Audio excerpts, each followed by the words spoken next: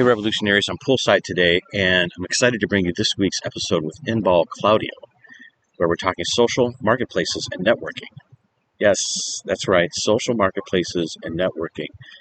You know, Inbal's got such an interesting story of how she went from candle maker, a maker, basically, to a tech founder, where she's founded this new online marketplace and networking group that's also incorporating influencers. So it's kind of an interesting take on how she sees the world these days and what led her to this place. Can't wait for you to listen to her story. But before we get there real quick, I just wanted to describe my surroundings right now. So, I'm down here in Orlando. I was down here for PodFest, so it's like the last day. Actually, PodFest is over now. It's Memorial Day. And I couldn't get a flight back till tomorrow because all the flights were booked coming back on Memorial Day, and the airlines are not fully up to speed as they once were pre-pandemic. But so I'm stuck here for another day, but I can't complain because I'm here poolside. And so I figured I'd record this opening outside here, take advantage of my of the hotel here in Orlando. But yeah, so I'm sitting here at a cool picnic table just outside the main pool here. And the main pool is like a big amoeba, bigger than a kidney, whatever, many organs full of pool here in the back of the Hilton. And they have a water slide in the back. They have a lazy river. And they have a separate pool off to my left, which is an adult pool. The quiet pool, they call it. So if you want to get away from the kids, you can go hang out over there. And the grounds are pretty nice, and they got a restaurant out here, which is pretty fun. And it's just it's a good time to relax, chill after the intense few days at PodFest. So PodFest was great. If you haven't checked out PodFest before, make sure you check it out. Chris Krimitsos is one of the founders, part of the management team. He's been on the podcast before, and he's a real innovator when it comes to building community. It's one of the big takeaways I've learned from him. And this is one of his big events that he does every year, and it's the first time back in person in real life here since the pandemic. So I was glad to come down for it, and it's my first business conference, tech conference, since everything got shut down. So I was very excited to kind of get out of my house, leave town for a minute, and see some people that I've met along the way, reconnect with them, and meet some new people as well. So it was really a great experience. Learned some things about Amazon Live and TikTok, some of the new things that are coming out. If you haven't checked out Amazon Live, check it out. So it's basically QVC goes to Amazon. So basically Amazon's doing QVC now live on their site, and you can be your own salesperson and benefit from basically a different way of doing their affiliate link kind of offerings that they have. So check that out. It's really interesting. But that's all I got. I just wanted to just have some fun and record the beginning outside today because it's early in the morning before things get really ramped up here at the pool. Maybe you can hear some background sounds or not. I'm not sure. We'll see what happens when I edit it. Anyways, that's all I got for now. Make sure you check out Inbal's episode coming up right now. Welcome to Jim's Reinvention Revolution podcast, the show that explores reinvention in the digital age as it relates to career, creativity, and technology. Stay tuned for interviews with professionals, entrepreneurs, and creatives that have reimagined success and are making a pivot. If you'd like to listen to the entire back catalog, visit JimJim'sReinventionRevolution.com for instant access. And now, here's your host, Jim. Hey everybody, welcome to episode 95 of Jim's Reinvention Revolution podcast, talking today with Inbal Claudio, and we're talking social marketplaces and networking. So Inbal, welcome to the Reinvention Revolution. Thank you so much, Jim. I appreciate you having me. Well, thanks for jumping in today because, when I crossed paths with you, you had this interesting kind of line in the message or your bio that said, you went from candle maker to tech founder. And I was like, what is going on here? And I think that's kind of representative of, the podcast, of course, and just what's going on today. So that I found that really interesting. So tell me about what you're doing right now. What's this thing that we're talking about in terms of social networking and marketplaces that you kind of dreamed up out of your creative mind and are putting together here for people? Sure. So Like Minded Collective is a social community where mostly female founders can come to connect. So kind of like an influencer marketing platform meets Facebook, Okay. I would say, without the administrative kind of bridges. Okay. You can talk about your product, your business. You can post collaborations. You can network. We have 4 educational masterminds networking events a month. So you can kind of meet people face to face as well. I see. Interesting. So, yeah, well, you said Facebook kind of, I was trying to figure out what does this new model kind of remind me of. I was thinking, like, is this kind of like LinkedIn or Facebook groups or something of that nature? Or it kind of, and I was kind of searching, I was just looking at my phone here right before we got started talking. It kind of reminds me of EO. Do you know that group, like Entrepreneurs Organization, I think it stands for? No, I need to look it up. Okay. Yeah, look that up because it's out there, and I think, and I'm not sure if that's the exact name, but the nature of those type of groups, and I think there's regional ones and national ones, et cetera. But they have like kind of like a requirement for, your business has to be doing $1 million in revenue and such and such and such to kind of be a member, and then they foster these networking events and nights and find mentors for each other and sounds like and things like that. And that's what reminded me of this a little bit. And so I just wanted to make sure that you knew about it because I was like, oh, okay, and other people that might find that as a reference point. But yours obviously is focused on your network that you've been developing and the people that are like-minded like you, that maybe reflect yourself, that are female entrepreneurs as well, and, of course, others perhaps. So tell me about the service or the benefits, I guess, that if people join this, and is it free? Do you run with monthly subscription? Tell me about kind of how the business works, the business model. Sure. So I do want to preface one thing. The platform was meant for people who were kind of hitting roadblocks on other platforms, where they were feeling overlooked. They didn't have the budget to spend. A perfect example, the platform you just talked about, you have to have a minimum certain number of revenue.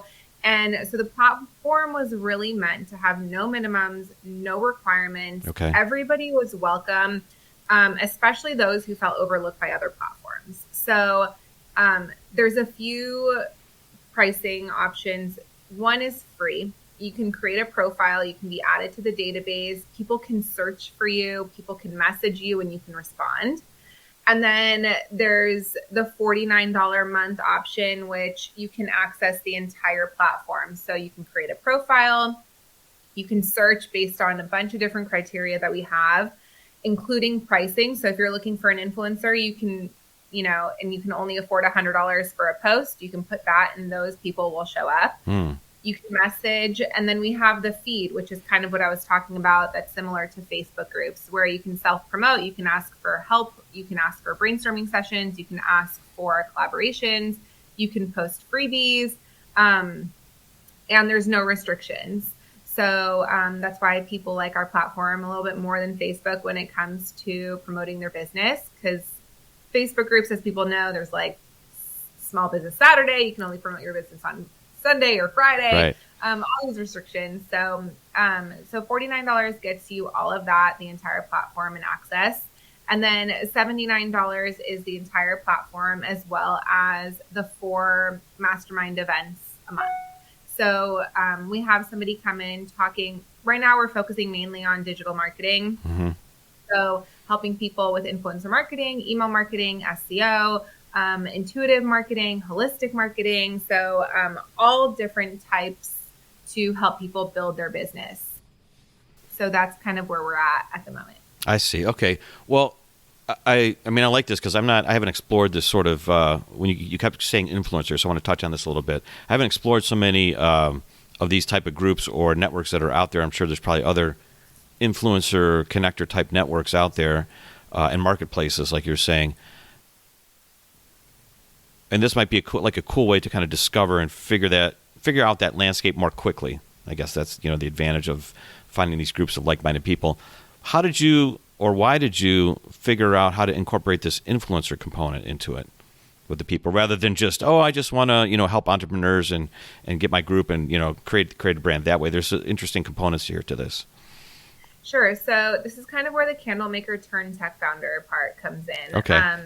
I have a small candle company, and I launched it 5 years ago. When my daughter was born almost 3 years ago, I had to transition to more online sales and to create more of a presence on my platform instead of doing the farmers markets and shows that I was doing before. Right. Everybody's talking about influencer marketing. Send candles to influencers. They can help you promote. You pay money to them, and then they create content for you. So influencer marketing's been around for a long time, and it's huge as far as helping to build presence. So there's plenty of platforms out there that have a database full of influencers, or they help you connect with influencers. But the problem is that they charge, on average, about $500 a month to just sign up for their platform. And that really? They're super expensive. And that doesn't include the pricing that you have to pay to the actual influencer per post or per story to promote your business. So that's kind of where this roadblock is for a lot of small businesses and brands, because they don't have that budget, myself included. I was a small candle company, and I couldn't afford $500 a month without even, the guarantee of getting sales back. And that's, like I said, doesn't even include the pricing that I would have to pay the influencers. Right. So that's kind of where the influencer marketing platform first started. And that's what it started as. Like-Minded Collective started as an influencer marketing platform. So there's influencers on there, there's small businesses and brands. And then I wanted to incorporate the community aspect of it, because as I was creating this platform with no tech experience, I was reaching out to other people that I found through Clubhouse, through Facebook groups, through connections, and forming these, essentially friendships on Zoom and brainstorming with them. And I just felt so motivated that I wanted to bring that aspect onto the platform. So the community aspect is really what I'm most passionate about. I love connecting people. I love putting on brainstorming sessions where aspiring entrepreneurs can brainstorm with seasoned entrepreneurs, and we can all learn something in the process and just help each other grow. I see. I like that. I was just going to ask you, how are you recruiting people to this platform, to this network? I mean, this is a cool thing you're doing, but why do they want to join? Like, how do you draw them in? So I want you to talk a little bit more like Clubhouse. Like when we were talking previously, you're passionate about a few of these things. Like, oh, you got to do this. It's really cool because you've discovered this for yourself. So can you share a little bit more about that? Yeah, it's so difficult because that's why I kind of wanted to hone in on marketing on the platform, because it's always growing and evolving, and there's so many ways you can market your business. Right. And I'm learning new ways every single day. But it's kind of like the chicken and the egg. I essentially have a marketplace aside from the fact that there's no transactions being made on the platform, but I need both sides of the marketplace in order to grow my business. Right. So there's the influencer aspect, which is most of them are going to sign up for free just to get added to the database. And so that's kind of where I started building my momentum. And then the brands and the businesses, I just reach out organically. On Instagram, I'll find really small businesses and I'll send them messages like, hi, my name is Inbal. This is why I started this platform. I'd love for you to join. I'd love to offer you a free month just to check it out or for feedback. And then Facebook groups is huge.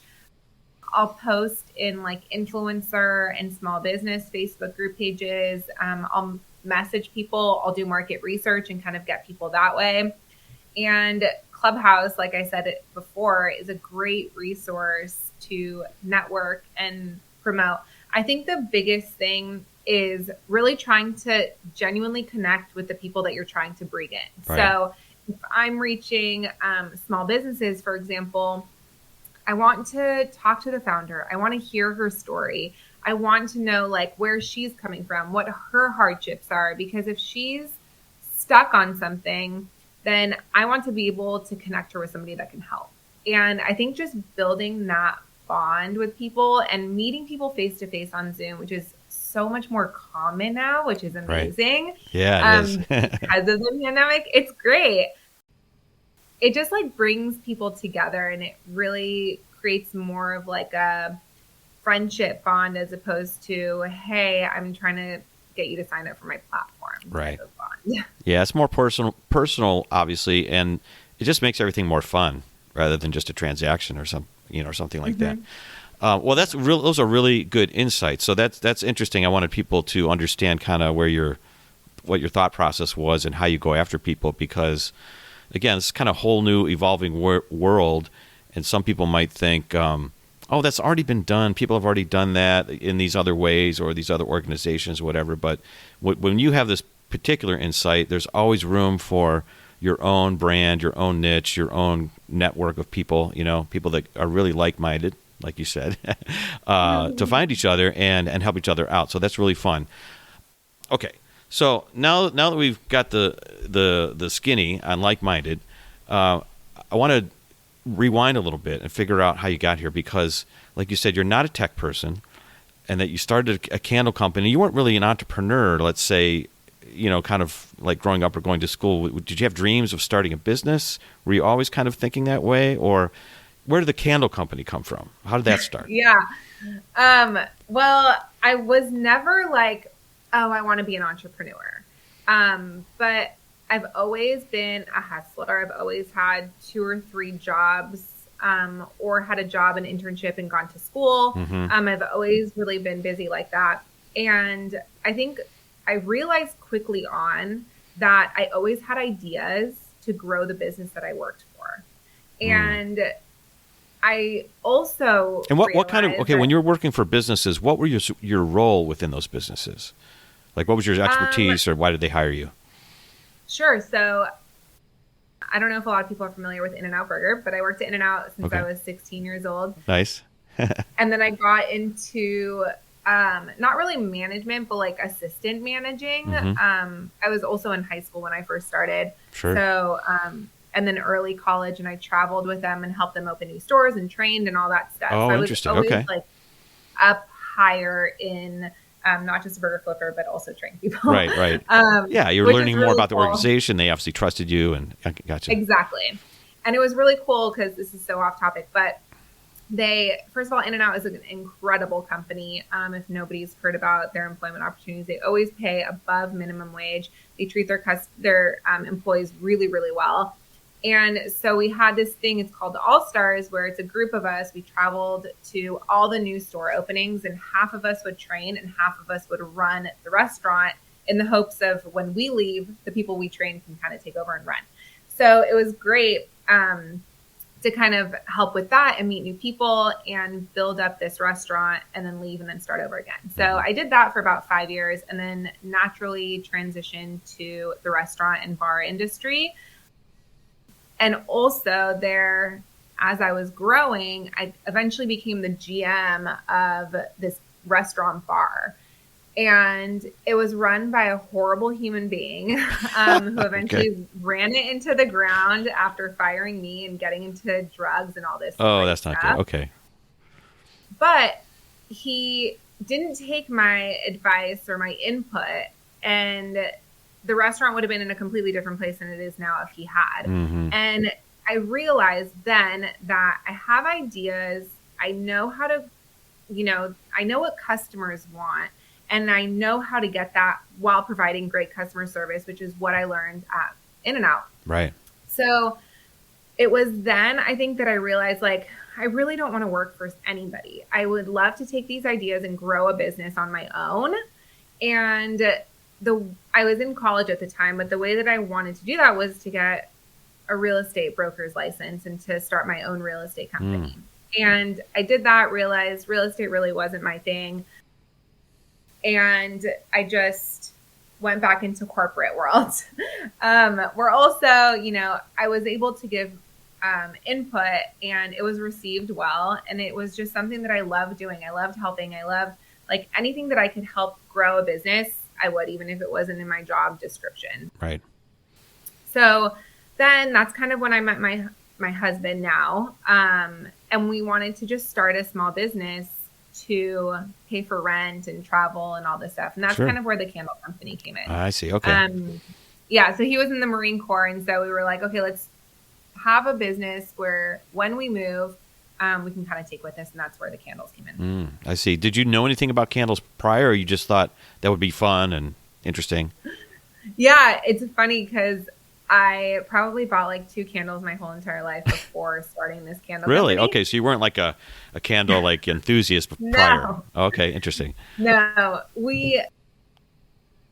I had seen more candle companies pop up. They were like soy and all natural, and that's something that we really liked to incorporate into our life in general, just like clean, non-toxic. So it was something that interested me. And so thank God for YouTube, but it took us like 6 months to learn how to make candles and kind of played around with all of that before we sold our first candle. Okay, that's cool. Okay, so you didn't have a friend that was also a candle maker or anything. You really just went to online and started searching and trying to figure it out, right? Yeah. We bought some material and just kind of started playing around with it. And I mean, I look back and I feel bad for the people that bought our first candles because it's so different now. But it's a learning process. Yeah. And you just have to grow, Exactly.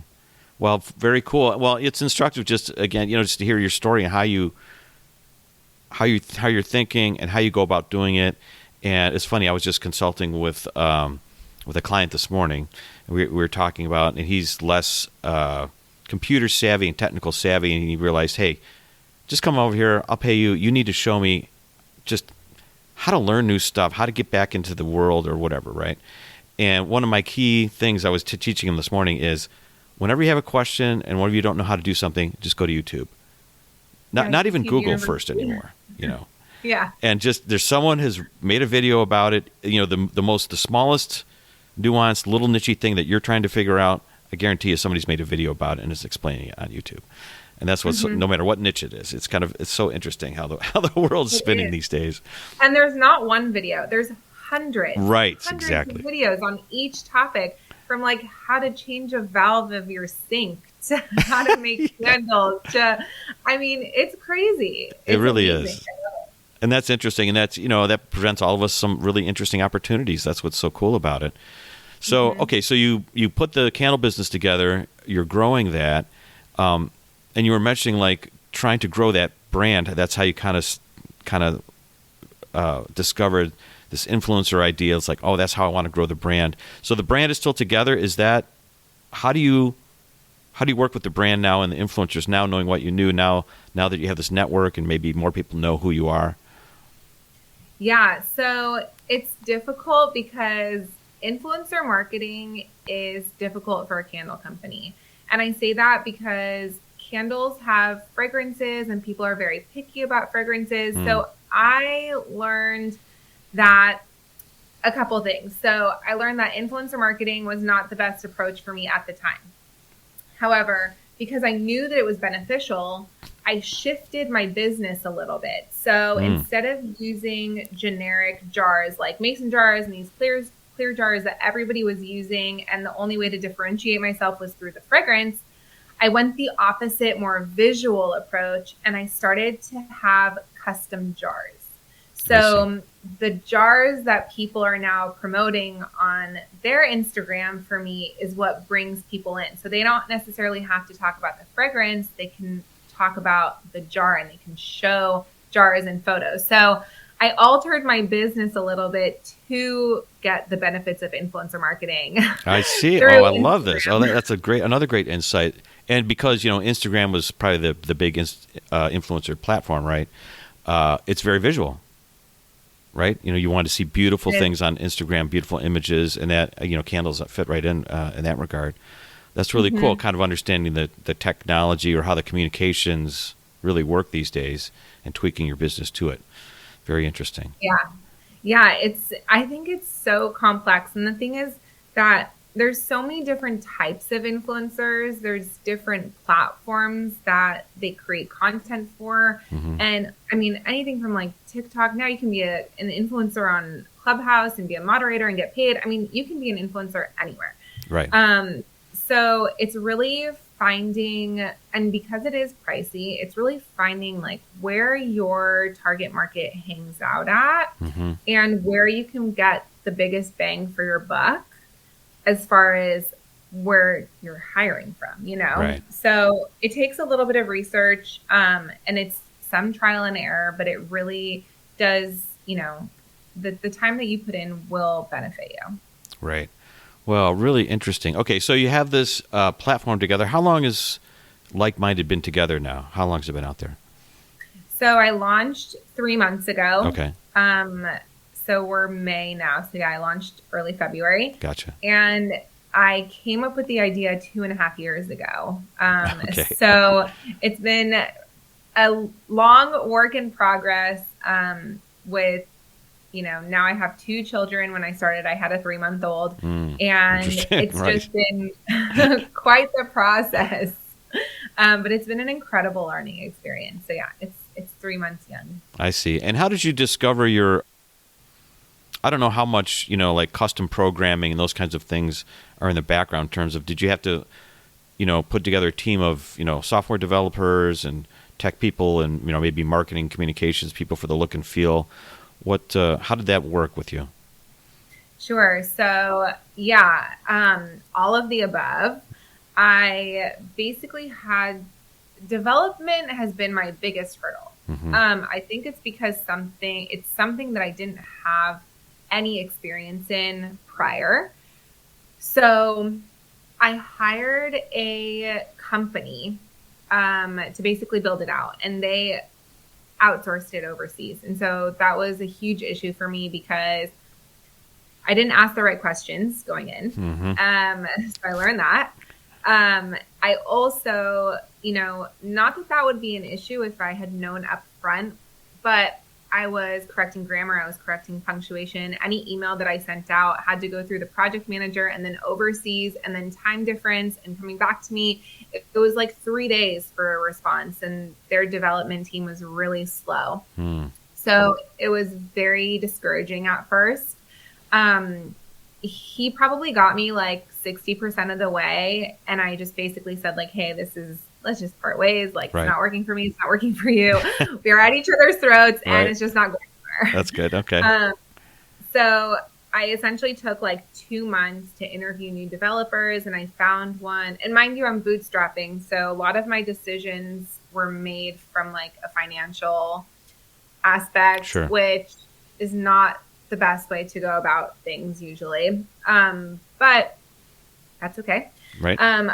I found somebody else who didn't code the language that I needed, but he was in the US. He knew what I was looking for. He said he could manage it, and he knew my issues that I had in the past. So he was like, don't worry, it's not going to happen again. Like, I'm confident that we can get this done for you.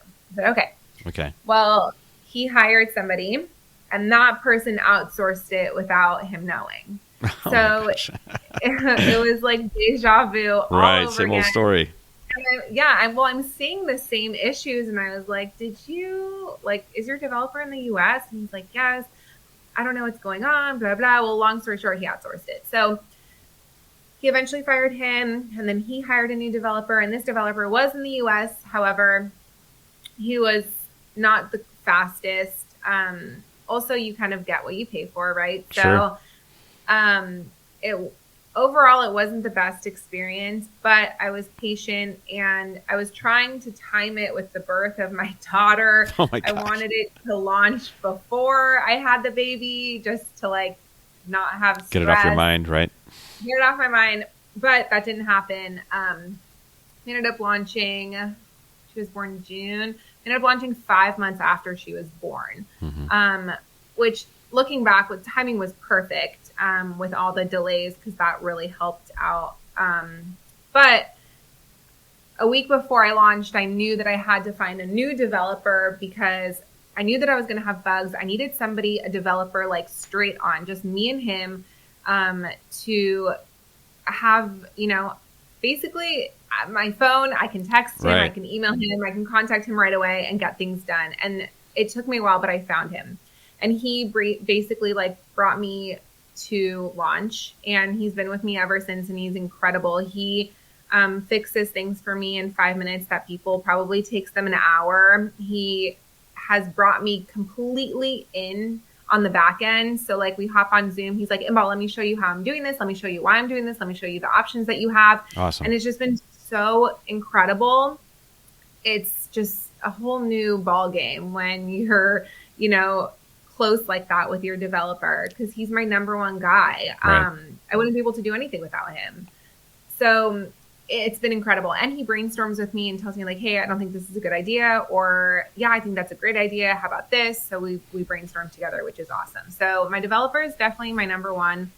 I hired a digital marketing agency about a year too soon because I didn't realize we would have all these launch delays. So looking back, I wouldn't have done that. However, they helped me build my social media community, which is great. And I learned a lot from them. Now I have a copywriter, she's amazing. I have a content creator. She's amazing. She creates like some of my Instagram posts and things like that. But I hire people specifically for what they're good at. Instead of hiring like a digital marketing agency to do Instagram and Facebook and blah, blah, blah, blah, like all these things, Right. I hire one person for copy, one person for email, one person for my website design, one person for my content. It's a little bit more work and it takes time to find those people, but it's so worth it to just go straight to the source, which is what I've learned. Right. Oh, well, thanks for sharing that, because it's really insightful for people that have never, crossed these kinds of bridges before. They're doing something new. And it reminds me a lot, like my experience has been doing advanced technology development and product development. And these are all the stages you got to go through. Nobody realizes until you go through it yourself, really, and internalize all the issues that pop up. You're like, oh my God, I thought it was going to launch here. I thought it was going to cost this much money. And you realize all the little issues you have along the way. Your best supplier disappears, or you can't find a good supplier, or whatever it might be. So I think it's really useful. It happens with every business, right? Oh like my God. Even my candles, like I order jars, and then it's like, okay, well now there's supply chain problems. So Right. like jars are out of stock. Can't get the and, materials, all these right. Materials. Yeah. It's problems in everything. It's constant juggling of all those things, but that's the life of the entrepreneur, I guess, or the business owner. Yeah, exactly. Okay, so having said all that, it's making me think like, you had these early experiences of working in business and kind of being in the business world, versus being a teacher or a nurse or something like that. But how did you learn to be a good manager or a good CEO or be comfortable with outsourcing all of these things? Because I think that's really a skill unto itself that, if you start out as a subject matter expert, for example, like I'm really good at this, it's hard to let go of some of those things and be the top-down person that manages all of the different specialties. Yeah, I think I learned this because I was in a management position at the restaurant, and I think it's something that came natural to me. I never blame anybody. For starters, I learn from my mistakes and I communicate like it's my job. Right. Communicate, Right. And so I think like even with my developer, for example, the thing that I told him right off the bat was, hey, listen, like I need communication. I don't need things done like now. However, I need an ETA right off the bat. So I need you to understand, I need you to let me know that you understand what I'm asking. And if there's any questions, please let me know and give me an ETA. So that's one way that I go about it. I just communicate all the time, and I communicate that I need communication. That's the biggest thing too. Right. Like I just tell people that right off the bat, right when we meet. And I think, like I said, not blaming anybody, just really kind of honing in on, it's like a relationship, like it really is. Like I tell my husband, I was in a horrible relationship for 5 years, and it was because there was a lack of communication. Right. And I get into this relationship with my now husband, and it's like, wow, we can have a conversation. Yeah, how about that? And it just makes life so much easier. It does. It really does. So communication is key, honestly. Yeah. And I think setting expectations and getting things in writing. And I think prioritizing too is also huge. where like I sit back and I'm like, okay, this is kind of what I need done this next like today or week or month, and just delegating as far in advance as you can. So you're not putting pressure on the people that need to do work for you. Right. You're setting like a realistic timeline, not like, okay, I need this in like one day when it should take a week. So right. Communicate, prioritize, and setting realistic expectations, I think, has been successful for me so far. Yeah, I like that. Well, I know this is an aside, but I think one of the fun things about business is, certainly for me, and who knows, your family background and friends that you come from, area that you come from, but business teaches you a lot of these skills. It kind of requires them of you for a successful business, to be a good communicator, to be a good functional sort of just person with handling things and issues. And that helps with your intimate relationships, It really does. It does. And you can tell people that have had that experience or not had that experience when you get involved with them. So just sharing my own recent experiences. Yeah, no, absolutely. It does. And I think because, in a relationship, you can pick who you want to be with, right? Right. In a business relationship, although you pick based on different qualities. Right. So somebody who can be like an incredible developer, if you don't mesh, it doesn't matter how incredible of a developer they are. That's You're right. Like, no. No, that's right. Yeah, you have to all be on the same page, have a good style, go back and forth. Yeah, it's really cool. Yeah. Well, Inbal, it's been great having you on the show. There's always a couple of questions I'd like to ask towards the end of the episode. And one is, hearing your experience about diving into this new tech world. How do you feel about technology, or how are you able to grasp it so easily, not really coming from that? You're not an engineer, you didn't study, software development or anything like that. How do you feel about the tech and all the things that you need to deal with now to be an entrepreneur in this new way?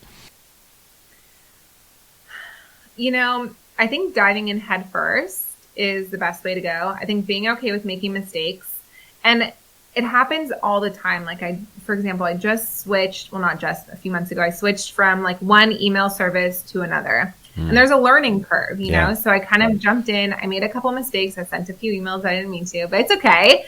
And then hire out when you can, and not hire out to have them do it, but hire out to teach you. So like I hired somebody for 8 hours to come over and help me with reels. And she came up with the ideas. She helped me with production. She like moved my bench and my lighting and all this stuff. Like she was there. So when she left after those 8 hours, I had 10 videos and I had the knowledge to create from there on out. Yeah. So I like to always set up like Zooms with people to help me with things. Like, hey, can you walk me through, like, I'm using MailerLite. So like I'm about to actually get on a call this week with somebody to help me with MailerLite because I'm having some issues. So I asked like, hey, do you have an hour so you can walk me through and like troubleshoot with me? So I'm there with them. I don't hire them to do things. I hire them to teach me. I gotcha. I like that. I like that idea of just getting right to the source, short circuiting or shortcutting that learning curve, right? Instead of watching the 100 hours of YouTube videos, which you probably could have done. Because a lot of information is out there. I like that idea. Very cool. Well, I have one last question for you, and that is, through all these recent reinventions, what's a reinvention revelation you can share with everyone? Something that you discovered about yourself or discovered about business with all your recent transformations here that you could share with everybody that maybe wants to walk a similar path? I realized that I could handle a lot more than I thought. Like I said, I have 2 kids. I have a 2.5-year-old and an 11-month-old. I have a husband that travels 4 to 6 weeks at a time. He's currently gone for the next 3 weeks. I have a candle company. I have a tech company, and I'm living. I'm alive. Right.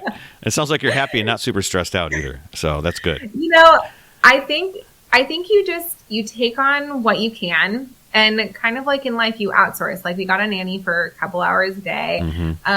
My family lives close by, so they help out. But I honestly just realized like I can do it. And I think a lot of people are scared to start something new or to transition or to bring something else on because they're like, oh, I can't do it. I don't have time. I don't have this. It's like you can.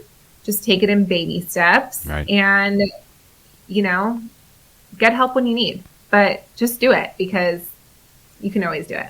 I like it. Well, you're a great example of just really having a lot of, aside from business, a lot of other things going on in your life that are real responsibilities that you got to take care of. Yeah. But you can tackle the business world too. So that's really cool. Really fun. Well, Inbal, it's been great having you on the podcast. If people are interested in like-minded or your candle company, how would they find you? Where would you tell them to go? Yeah, so my Instagram is like.minded.collective. Okay. And my candle company is called Goldwick because we infuse all the wax with real gold. So it's Goldwick Candles on Instagram. And I handle all my social media. So send me a message. If you're interested in trying out the platform, I'll happily give you 50% off your first month. Just send me a message and I'll get that going for you. Okay. Sounds great. Well, those links will be in the show notes. So if anybody's interested while you're listening to the podcast, you could just click on that while you're listening and check out our websites and stuff. Inbal, thanks again. This is awesome. Thank you so much. Thanks. Appreciate it. Thank you for listening to Jim's Reinvention Revolution podcast. If you want to hear more, join our mailing list at JimJim'sReinventionRevolution.com. See you next time. And remember, the revolution has just begun. So dig in, embrace the process of reinvention, and start realizing the success you've always dreamed of. Hey, revolutionaries, if you enjoyed today's episode and today's guest, let them know by commenting on their Facebook page, finding their Twitter handle or Instagram feed, and letting them know you heard them on Jim's Reinvention Revolution podcast, and tell them what you got out of the episode, what you really liked, or how they inspired you. I know they would get a kick out of it and will help others find the same value that you found.